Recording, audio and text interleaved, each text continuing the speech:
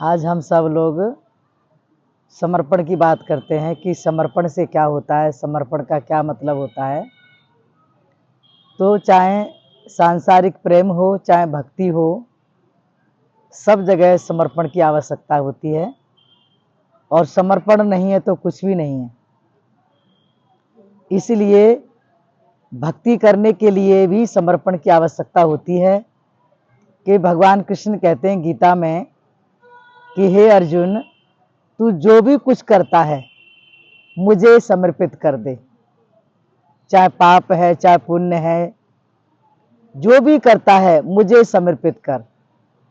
और वास्तव में जो समर्पण गुरु महाराज जी के चरणों में, भगवान के चरणों में करते हैं, तो वही भगवान समर्पण के माध्यम से भक्त के ऊपर कृपा करते हैं और अपनी भक्ति देते हैं और जीव को भवसागर से पार लगा देते हैं।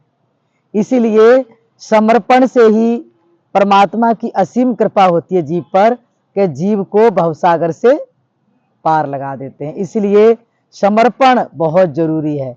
अगर हम किसी से प्रेम करते हैं, उसके आगे भी हम अपना समर्पण कर देते हैं, तो वो अपना सर्वस्व हमें प्रदान कर देते हैं। इसी तरह से समर्पण जब गुरु महाराज जी के चरणों में करते हैं, तो गुरु महाराज जी भी जीव को भवसागर से पार लगा देते हैं।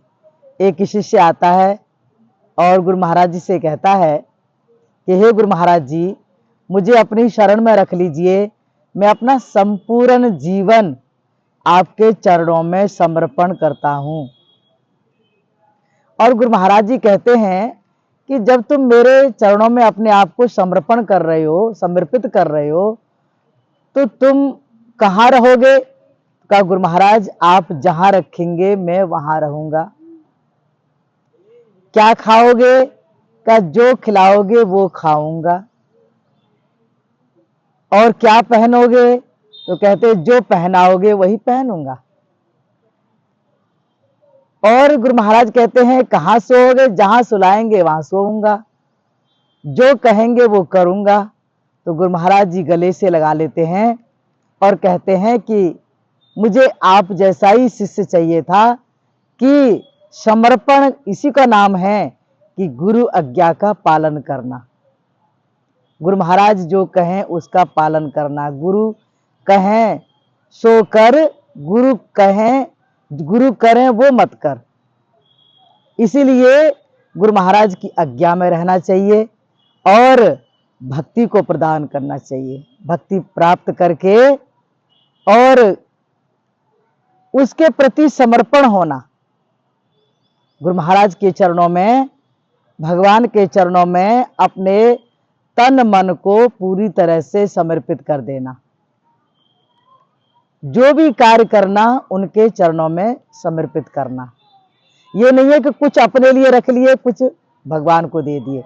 संपूर्ण समर्पण, अपना तन, अपना मन, अपना धन, सब कुछ जो भी करते हैं भगवान के अर्पित कर। भगवान के हाथ में जब आप अर्पण कर दोगे, तो उनकी इच्छा है कि उसका वो क्या फल देंगे। फल की चिंता मत करें।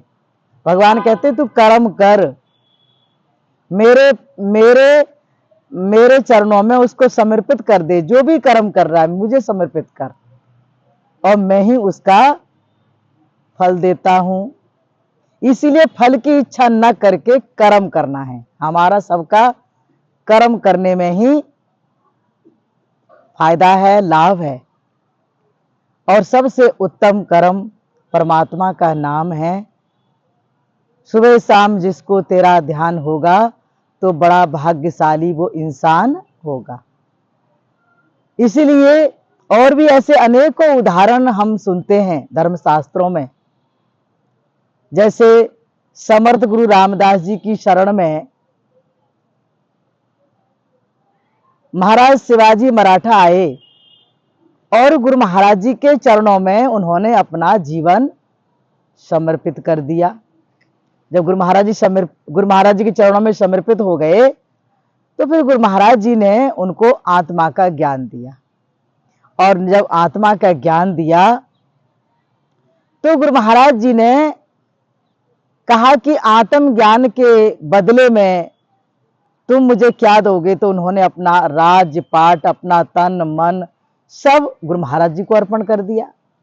और जब गुरु महाराज जी को अर्पण कर दिया तो राजा वहीं चरणों में बैठ गए। कहा महाराज मुझे आदेश दीजिए, मैं क्या सेवा करूं?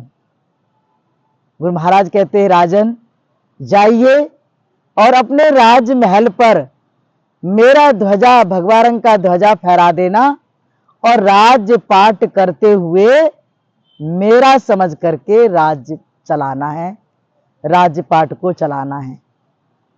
तो वास्तव में समर्पित होने मात्र से ही हमारे अंतर मन का अहंकार खत्म हो जाता है। समर्पण से अहंकार खत्म होता है और जहां अहंकार खत्म होता है वहीं पर ज्ञान उत्पन्न होता है, भक्ति उत्पन्न होती है। तो हमें समर्पण करना चाहिए गुरु महाराज जी के चरणों में।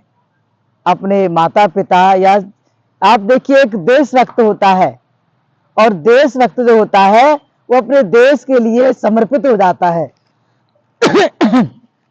अपना घर परिवार, अपने बच्चे पत्नी सब छोड़ करके देश की सेवा में समर्पित होता है और उसका तन मन पूर्ण रूप से वहीं पर लग जाता है।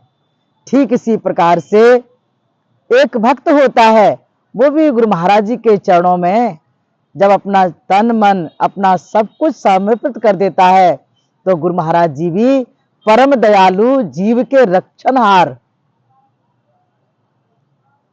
और ज्ञान के जहाज में बिठा करके भवसागर से पार लगा देते हैं। जैसे कि उदाहरण के लिए मक्खन साहब सेठ जब विदेश से धन कमा के ला रहे थे तो उनका जहाज पानी में डूबने वाला था और जब डूबने वाला जहाज था तो उनको जो केवट था नौका चलाने वाला, उसने कहा क्या आप कोई तंत्र मंत्र जानते हैं, कोई कंठी माला जानते हैं, कोई देवी देवता मानते? का नहीं। तो फिर आप तो तैरना भी नहीं जानते, कोई देवी देव नहीं मनाते, तो आप तो डूब ही जाएंगे। अब मैं तो चला नौका छोड़ के, मैं तो तैरना जानता हूं, पार हो जाऊंगा। उन्होंने कहा कि 1 मिनट रुको, मुझे 1 मिनट का टाइम दीजिए। तो उन सेठ ने आंख बंद करके ध्यान किया कि हे गुरु महाराज जी, मैंने आपको देखा नहीं है, मैं आपको जानता नहीं हूं और आज मेरी नौका, मेरा जीवन संकट में है।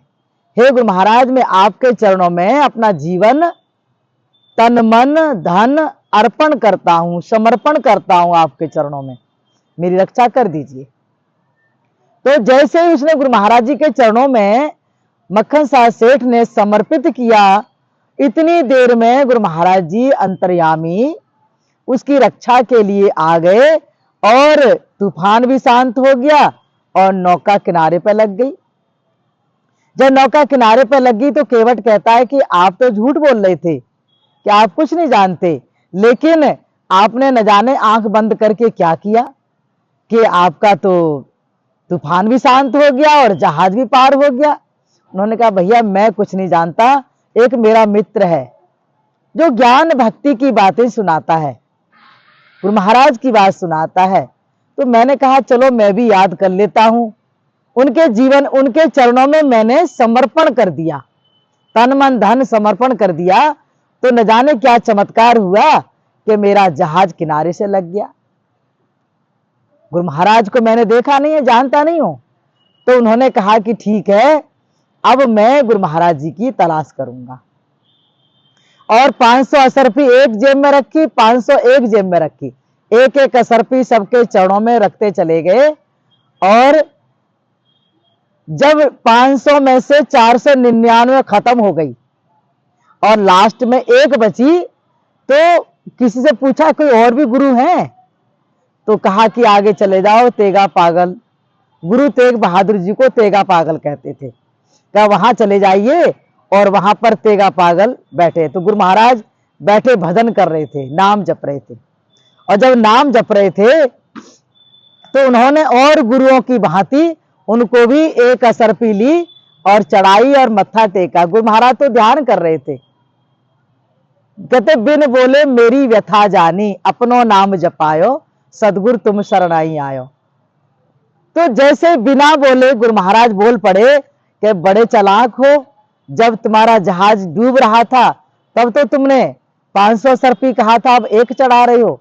तो मक्खन साहब सेठ बड़े प्रसन्न हो गए कि मैंने ये मन में सोचा था कि जो गुरु महाराज जिन्होंने मेरा जीवन बचाया है, जिनको मैंने अपना तन मन धन समर्पित कर दिया है, वह गुरु महाराज ये कहेंगे।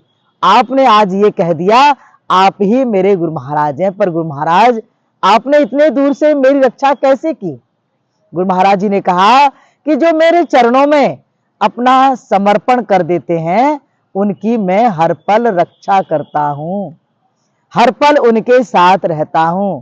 तुम बालक हम बालक तुम माए हमारी, विषय और जाने ना देवो, ढुर ढुर जाऊं तो गह गह लेवो। हे गुरु महाराज, अगर हम विषयों की तरफ जाएं, गलत मार्ग की तरफ जाएं, तो हमें बचा लेना, हमारी रक्षा करना। जैसे एक माँ होती है, अपने बच्चे की हर पल रक्षा करती है, उसे गलत मार्ग पर नहीं जाने देती, रोड पर नहीं जाने देती, चूल्हे में हाथ नहीं डालने देती। ठीक इसी प्रकार से गुरु महाराज जी भी अपने भक्त की रक्षा करते हैं। किसकी?